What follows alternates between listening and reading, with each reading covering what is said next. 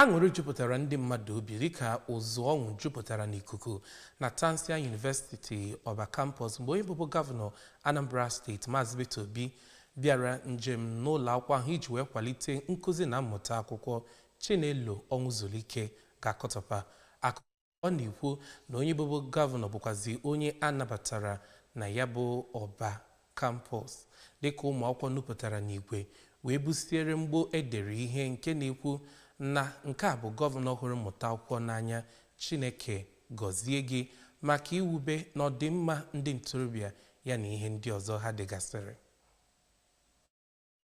Mgbe ọ na-enyefezi ndị ya bụ mahadum mpempe akwụkwọ nke akatamkpo ego ahụ, Maazị Obi siri na ya na-aga n'ụlọ akwụkwọ na-akwado ha n'ihi na ọ dị oke mkpa ka akụnye mkpụrụ n'ime ụmụaka ụmụ ntorobịa ebe ọ gbasara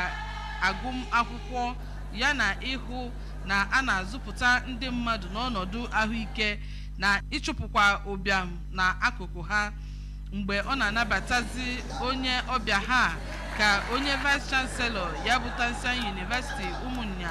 bụ Prọfesọ Eugene Nwadialọ siri na njem a Maazị Obi zọpụtara wee bịa na ụlọ mahadum ha bụ nke na-egosi na o nwere ebumnobi dị mma wee nyere ụmụaka na-eto eto ma sịkwazịa na ịkụnye na ihe gbasara agụmakwụkwọ bụ ịkụ mkpụrụ ịhụ na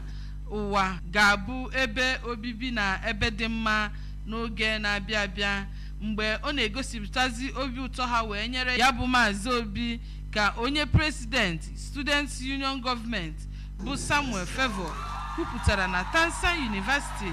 bụ ndị gbadosiri ụkwụ ike ịhụ na enwere agụmakwụkwọ bụ ịgba